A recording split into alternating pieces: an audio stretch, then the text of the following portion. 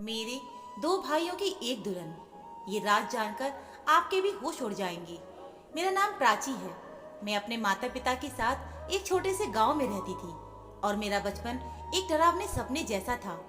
मेरी किस्मत ने मेरे साथ एक ऐसा खेल खेला कि मैं अपनी जिंदगी में आगे बढ़ने के बाद भी अपने अतीत को नहीं भूल सकती थी। मेरे माता पिता कभी नहीं चाहते थे कि मेरी जिंदगी बर्बाद हो जाए और मैं अपने ही घर में कैदी बनकर रह जाऊं। इसलिए मेरी माँ ने मुझे सब लोगों से छुपाकर मेरी बुआ के घर भेज दिया। उनकी भी कोई संतान नहीं थी, इसीलिए मेरी बुआ और फूफा ने मुझे अपनी सगी औलाद से भी बढ़कर समझा। मुझे पढ़ाया लिखाया और अपने पैरों पर खड़ा कर दिया। अब मैं शहर में एक कंपनी में जॉब कर रही थी। मुझे लोगों से ज्यादा घुलना मिलना पसंद नहीं था। मैं सुबह जॉब के लिए जाती और शाम को घर वापस आती थी। बुआ और फूफा की मोहब्बत ने मुझे अपने अतीत को भूलने पर मजबूर कर दिया था। अब मैं अपनी जिंदगी में आगे बढ़ने लगी थी। एक दिन हमारी कंपनी में एक नया मैनेजर आया। वो बहुत ज्यादा हैंडसम और स्मार्ट था। ऑफिस की सारी लड़कियां उसके आगे पीछे घूमती रहती थी, लेकिन वो किसी को भी नजर उठाकर नहीं देखता था। एक दिन मुझे किसी काम से उस मैनेजर के केबिन में जाना पड़ा। मैंने दरवाजा बजाया। उन्होंने कहा, कौन है, अंदर आ जाइए। मैं घबराकर कहने लगी, सर मेरा नाम प्राची है। आपने मुझे ये फाइल दी थी, लेकिन मुझे इसका पिछला रिकॉर्ड समझ नहीं आ रहा। क्या आप मेरी हेल्प कर देंगे? उन्होंने कहा, जी बिल्कुल, क्यों नहीं, मैं आपको सब कुछ समझा देता हूँ। वो फाइल देखकर मुझे काम समझाने लगी और मैं उनको देखने लगी।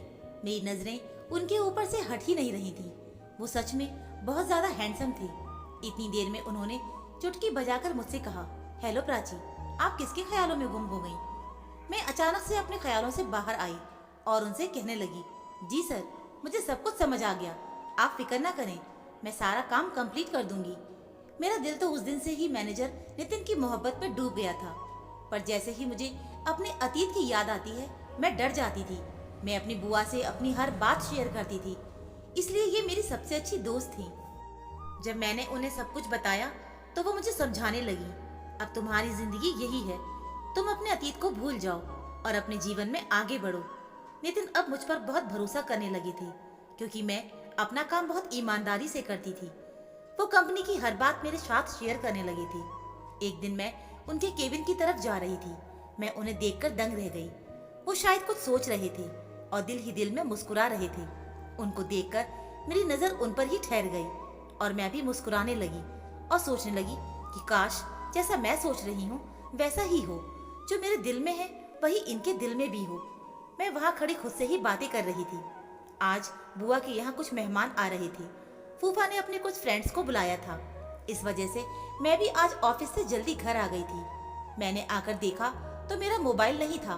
बुआ ने मुझसे पूछा, क्या हुआ, तुम परेशान क्यों हो? मैंने उन्हें बताया कि मेरा मोबाइल नहीं दिख रहा है। तो वो मुझसे कहने लगी कि तुम कॉल करके देख लो।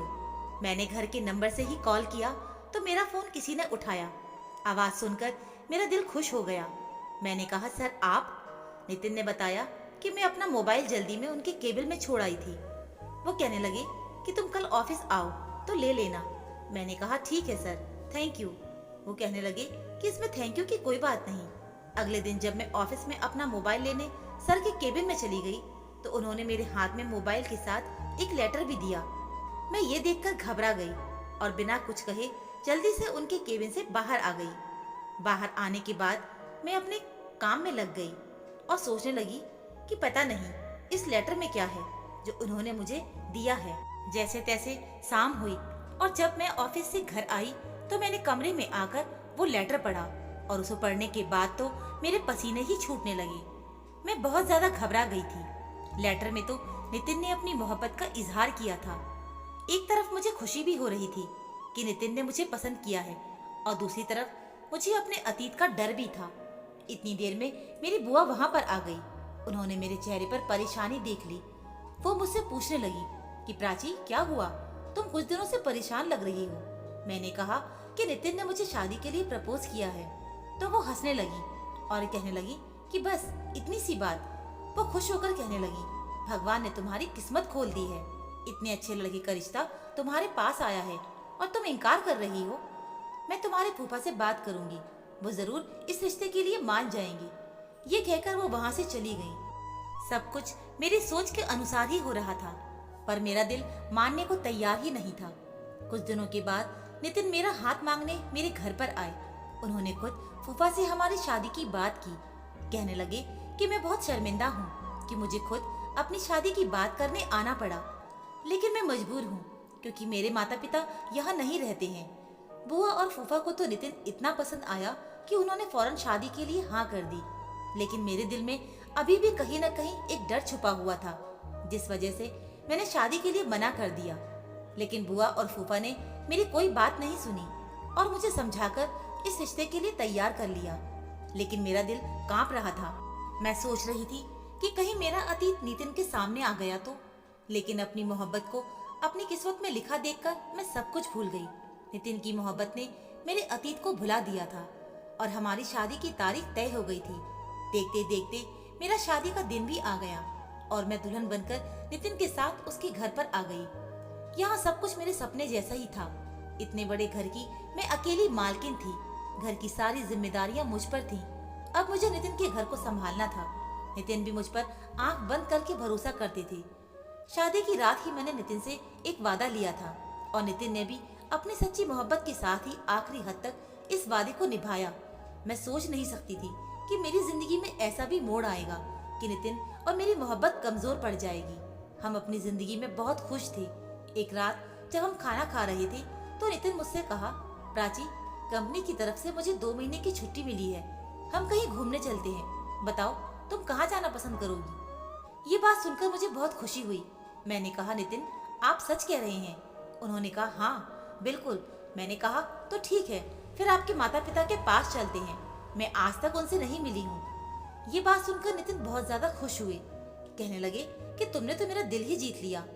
उन्होंने मुझे बताया कि वो गांव में रहते हैं और वो बहुत अच्छे हैं। मुझे भी बहुत समय हो गया है उनसे मिले हुए, लेकिन मेरी उनसे फोन पर बात होती रहती है। हमारी शादी के बारे में भी मैंने उन्हें फोन पर ही बताया था और वो ये सुनकर बहुत खुश हो गए थे। मैंने पैकिंग करनी शुरू कर दी और नितिन ने ट्रेन की टिकट करा ली। अगले दिन जब मैं उठी तो किसी ने दरवाजा खटखटाया। मैंने जाकर दरवाजा खोला तो बाहर एक आदमी खड़ा था। उसने मुझसे कहा कि ये टिकट है, नितिन सर ने भेजी है। मैंने उससे टिकट ले ली और अंदर आ गई। जब मैंने वो टिकट देखी तो मेरी आंखें फटी की फटी रह गईं। मैं बहुत ज्यादा घबराने लगी थी। इतनी देर में नितिन भी आ गए। वो मुझे देखकर बोले कि प्राची, तुम कहाँ गुम हो गई? सब ठीक तो है ना? मैंने उनसे कहा कि हाँ, सब ठीक है। मैं अपने चेहरे से पसीना साफ करते हुए उनसे बोली, नितिन, हम कुछ दिनों के बाद नहीं चल सकते? अभी मेरी तबीयत कुछ ठीक नहीं लग रही। नितिन परेशान हो गए और मुझसे कहने लगे कि चलो हम डॉक्टर के चलते हैं। मैंने कहा कि नहीं, बस थोड़ी सी थकान महसूस हो रही है, आराम करूंगी तो ठीक हो जाऊंगी। नितिन ने मेरे लिए चाय बनाई और मुझे दवाई भी दी। मैं अपने कमरे में जाकर आराम करने लगी। मेरे दिमाग में हजारों सवाल चल रहे थे। मैं सोच रही थी कि मैं नितिन को कैसे मना करूंगी। आखिर मैंने ही तो उसे कहा था कि हम तुम्हारे माता पिता से मिलने चलते हैं। फिर मैंने सोचा कि हो सकता है जैसा मैं सोच रही हूँ वैसा कुछ भी ना हो, ये सब मेरा वहम हो। मैंने जाने के लिए पैकिंग शुरू कर दी। नितिन बहुत ज्यादा खुश थे, लेकिन मेरा दिल पूरे रास्ते परेशान रहा। कुछ समझ नहीं आ रहा था कि मैं नितिन को कैसे बताऊं कि ये सफर मुझे किस मंजिल तक ले जाएगा। मैं नहीं जानती थी कि अब ये सफर कहाँ खत्म होगा। जैसे ही ट्रेन रुकी और हम ट्रेन से उतरे, मेरी आंखों के सामने अंधेरा छा गया और मुझे चक्कर आने लगे। नितिन ने मुझे संभाला और वहीं स्टेशन पर बैठा दिया और उसने मुझे जूस पिलाया और कहने लगे, वाकई में तुम्हारी तबीयत ठीक नहीं है, मुझे तुम्हारी बात मान लेनी चाहिए थी, लेकिन फिर मुझे छुट्टी नहीं मिल पाती। मैंने कहा, ऐसी कोई बात नहीं है, मैं ठीक हूँ। मैंने बहुत मुश्किल से खुद को समझाया। मैं और नितिन स्टेशन से गांव की तरफ चले। मेरा दिल जोर जोर से धड़क रहा था, मानो जैसे मेरे कदम आगे बढ़ने को तैयार ही नहीं हो रहे थे। हम जैसे ही उसके घर के दरवाजे पर पहुंचे, डर की वजह से मेरे पसीने छूटने लगे। पता नहीं मेरी किस्मत मेरे साथ क्या खेल खेल रही थी। मुझे कुछ समझ नहीं आ रहा था। जैसे ही घर का दरवाजा खुला, मेरे रोंगटे खड़े हो गए। अंदर एक बूढ़ा आदमी था। वो नितिन के पिता थे। मैंने जल्दी से अपना चेहरा कवर कर लिया और खांसने का नाटक करने लगी। नितिन ने मुझसे पूछा कि क्या हुआ। मैंने कहा, कुछ नहीं, असल में मुझे बचपन से धूल मिट्टी से एलर्जी है और यहाँ गांव में धूल मिट्टी बहुत होती है, इसीलिए मुझे यहाँ अपना फेस कवर करना पड़ेगा। नितिन बोले चलो ठीक है, अंदर आओ। नितिन अपने पिता से मिलकर बहुत खुश था। उन्होंने उसे गले लगाया और प्यार करने लगे। अंदर एक बूढ़ी औरत थी जो कि नितिन की माँ थी। उनको देखकर मैं दंग रह गई। मैंने अपना फेस और अच्छे से ढक लिया। नितिन ने सबको मेरी एलर्जी के बारे में बता दिया। नितिन की बहन मुझे घूर कर देख रही थी और बोली, भाभी तो बहुत ज्यादा खूबसूरत है, इसी वजह से वो हमें अपना चेहरा नहीं दिखाना चाहती। इस बात पर सब लोग हंसने लगे। फिर वो कहने लगी कि मैं तो मजाक कर रही थी। फिर हम सब लोगों ने मिलकर साथ में खाना खाया।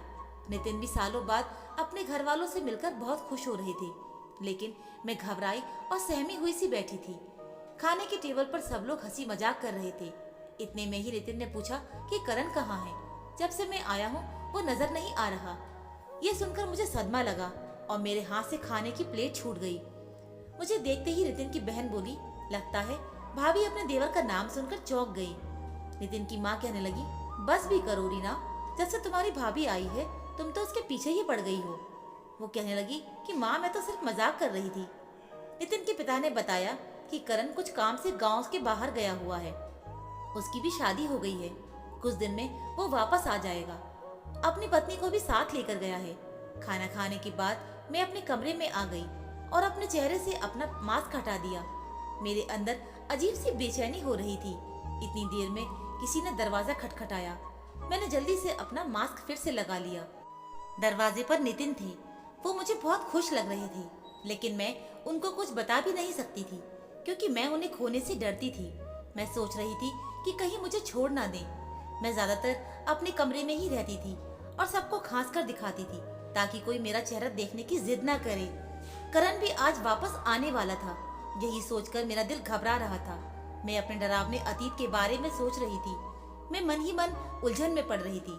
लेकिन जब करण के आने का समय हुआ तो मैं बुखार का बहाना बनाकर अपने कमरे में कंबल ओढ़कर लेट गई। सब लोग बहुत खुश थे। करण और उसकी पत्नी घर आ गई थी। वो सबसे मिले। नितिन ने उसे मेरे बारे में बताया। वो और उसकी पत्नी मेरे कमरे में आए, लेकिन मैं कंबल ओढ़े लेटी रही और सोने का नाटक करने लगी। नितिन ने कहा कि इसकी तबीयत बहुत खराब है। करण ने कहा कि कोई बात नहीं, आप भाभी को आराम करने दें, हम भाभी से बाद में मिल लेंगे। जैसे तैसे मैं अपना चेहरे पर मास्क लगाकर यहाँ पर रह रही थी, लेकिन करण के सामने आने से मुझे डर लगता था। जब वो घर में नहीं होता था तो मैं अपना फेस कवर करके सब घर वालों के साथ रहती थी, लेकिन उसके आने से पहले ही मैं अपने कमरे में चली जाती। एक रोज मैं अपने कमरे में बैठी अपनी जिंदगी के खतरनाक अतीत के बारे में सोच रही थी और दूसरी तरफ मैं सोच रही थी कि करण की पत्नी कितनी खूबसूरत है। तभी अचानक मेरी ननद मेरे कमरे में आ गई। मैंने जल्दी से अपना चेहरा छुपाया और खांसने लगी। वो कहने लगी कि आपको डर है, करण भाई की पत्नी आपसे ज्यादा खूबसूरत है, इसलिए शायद आप अपना चेहरा नहीं दिखाती। पता नहीं वो मुझसे इस तरीके की बातें करती थी। मैंने उसे कहा कि नहीं, ऐसी कोई बात नहीं है। कुछ दिन में मेरी दवाई का कोर्स कंप्लीट हो जाएगा और मेरी एलर्जी खत्म हो जाएगी। फिर मैं अपना फेस कवर करना बंद कर दूंगी। फिलहाल तो मैंने उसे ये बात कहकर टाल दिया, लेकिन उसकी बातों ने मुझे सोच में डाल दिया था। मैं सोच रही थी कि उसे मेरी सच्चाई तो पता नहीं चल गई। इतने में नितिन आ गए और मुझसे पूछने लगे, तुम्हारी तबीयत कैसी है? मैंने कहा कि अब ठीक है, बस कुछ दिन की बात है, फिर मेरी एलर्जी ठीक हो जाएगी। वो मुझसे बहुत ज्यादा मोहब्बत करते थे, इसलिए मेरी हर बात आंख बंद करके मान लेते थे। एक दिन नितिन मुझसे कहने लगी, करण मुझसे शिकायत कर रहा था कि तुम बहुत अजीब हो, अपनी पत्नी को अपने भाई से अभी तक नहीं मिलवाया। उनकी ये बात सुनकर तो मैं और ज्यादा डरने लगी थी। मैंने बुआ का नंबर लगाया, लेकिन उनका नंबर नहीं लग रहा था। मेरे अतीत का यूं अचानक मेरे सामने आ जाना किस्मत का कौन सा खेल था, मेरी समझ में नहीं आ रहा था। मैं घर वालों से भी छुप कर रह रही थी। पता नहीं किस्मत ने मुझे क्यों यहाँ पर लाकर खड़ा कर दिया। और दूसरी तरफ मेरी नंद रीना मेरे पीछे ही पड़ गई थी। वो मेरे बारे में सब कुछ जानती थी। यह जानबूझकर वो मुझे परेशान करती थी। एक दिन करण ने मेरा दरवाजा खटखटाया। मुझसे कहने लगा, भाभी मैं अंदर आ जाऊं? मैं एकदम से घबरा गई। मुझे पसीना आने लगा। मैं जल्दी से पीछे के दरवाजे से बाहर आई। मैंने नितिन से फोन करके कह दिया कि मैं डॉक्टर के पास आई हूँ। आज तो जैसे तैसे मैंने खुद को बचा लिया था। मैं गुमसुम और चुपचाप रहने लगी थी। मैं नितिन से कहती थी कि प्लीज यहाँ से वापस चलो, यहाँ मेरा दम घुटने लगा है, यहाँ मेरी तबीयत ठीक नहीं रहती। यहाँ पर मुझे बहुत ज्यादा बेचैनी होती है। नितिन ये देखकर घबरा गए। सालों बाद कैसे मैं अपने होश खो बैठी थी। मैं बहुत मुश्किल से अपने आप को संभाल रही थी। एक दिन अचानक ही मेरे सामने करण आ गया। वो मुझे देखते ही घूरने लगा, लेकिन मैंने अपना फेस कवर किया हुआ था। कुछ देर तक तो वो मुझे ऐसे ही देखता रहा। फिर उसने मेरी तबीयत का पूछा। मैंने बस हाँ में ही सर हिला दिया, तो वो भी वहाँ से बिना कुछ कहे चला गया। मैंने जल्दी से अपना सामान पैक किया और नितिन को बिना कुछ बताए वहाँ से जाने लगी। जैसे ही मैं दरवाजे पर पहुंची तो मेरी ननद ने मेरा हाथ पकड़कर मुझे घर के अंदर ले लिया। मैं नजरें झुकाए खड़ी थी। घर के बाकी लोग भी वहीं पर थे। ऐसा लग रहा था कि मैं एक मुजरिम हूँ। रीना कहने लगी, मेरे दोनों भाइयों की एक ही दुल्हन। उसकी बात सुनकर मैं चीख पड़ी और कहने लगी कि नहीं, ऐसा कुछ नहीं है, ये झूठ बोल रही है। नितिन ने मेरे मुंह पर थप्पड़ मारा। मैं रोने लगी थी।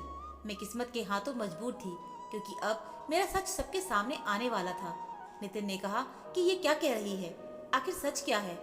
मैं सिसकियों के साथ रोने लगी और मैंने अपने चेहरे से मास्क हटा दिया। मैं करण की तरफ देखने लगी।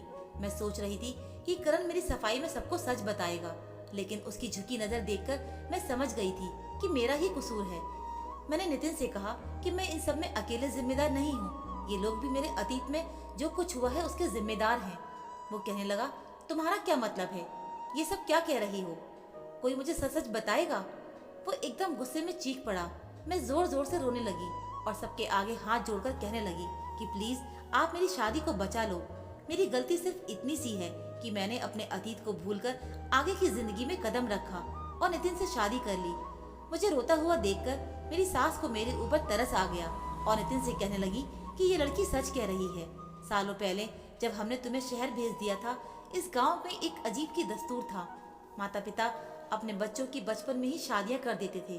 खास करके लड़कियों के माता पिता अपने सर के बोझ को कम करने के लिए अपनी बेटी की शादी बचपन में ही कर देते थे।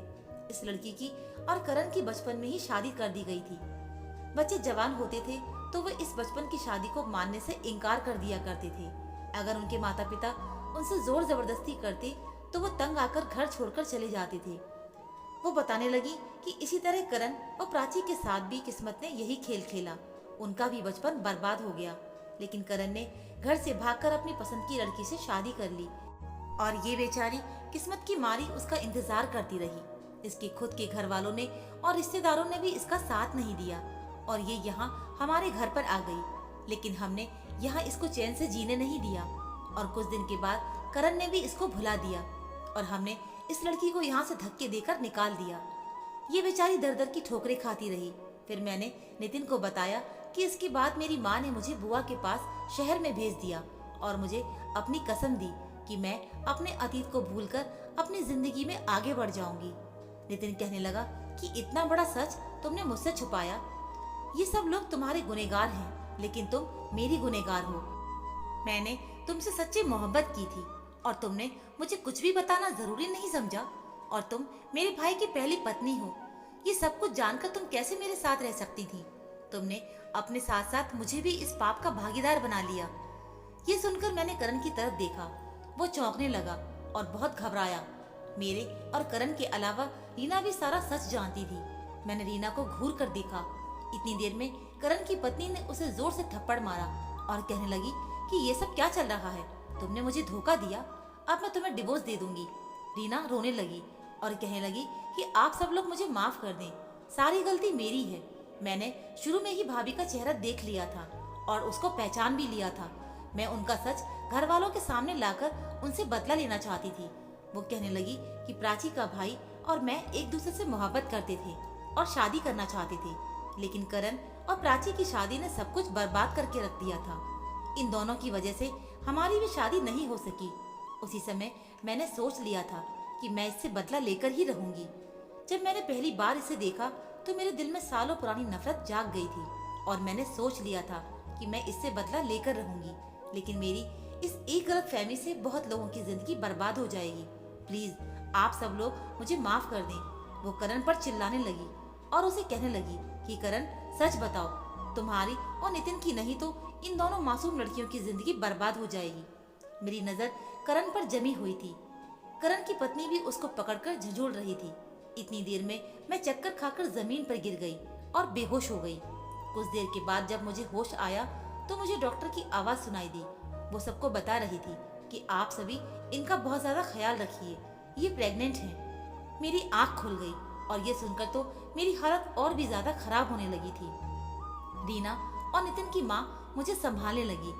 नितिन भी अपना सर पकड़कर बैठ गया था। ऐसा लग रहा था जैसे कयामत टूट पड़ी हो। एक ही लड़की दो भाइयों की पत्नी कैसे हो सकती है? नितिन मेरे आगे हाथ जोड़कर कहने लगा कि इसके आगे का सच क्या है। तभी रीना कहने लगी, भाई करण गुनहगार है, इसने ही इसके साथ ये सब कुछ किया था और अब ये चुपचाप खड़ा हुआ है। नितिन ने गुस्से में करण को एक जोर से थप्पड़ मारा। करण नितिन के पैर पकड़कर माफी मांगने लगा और कहने लगा कि मैं ही प्राची का गुनहगार हूँ। उसने बताया कि सालों पहले जब मैंने अपनी दूसरी शादी करने की सोची थी, उसी समय मैंने इसको डिवोर्स पेपर भिजवा दिए थे। अब ये मेरी पत्नी नहीं है, ये आपकी पत्नी है और ये बच्चा भी आप ही का है। बस किस्मत ने हमारे साथ ये खेल खेला है। करण ने मुझसे भी मेरे पैर पकड़कर माफी मांगी और उसके माता पिता ने भी अपनी गलती का एहसास करके मुझसे माफी मांगी। नितिन के दिल में मेरे लिए अब मोहब्बत जाग गई थी। वो जान चुका था कि मेरी इसमें कोई गलती नहीं थी। मैंने तो सिर्फ अपनी माँ की कसम की खातिर ये सब कुछ छुपाया था। मेरे और करण के बीच में अब कोई रिश्ता नहीं रहा था। मैंने भी सबको माफ करके अपना दिल साफ कर लिया था। हम सब अपनी जिंदगी में बहुत ज्यादा खुश थे। मैंने एक बेटी को जन्म दिया था और करण के घर में भी एक बेटा पैदा हुआ था। नितिन के माता पिता को अपनी गलतियों का बहुत ज्यादा एहसास था, इसलिए उन्होंने सोचा था कि वो अपने पोता पोती को पढ़ा लिखा कर गाँव के रीति रिवाज से दूर ही रखेंगे ताकि आने वाले बच्चों की जिंदगियां बर्बाद ना हो सके। और ऐसा ही हुआ।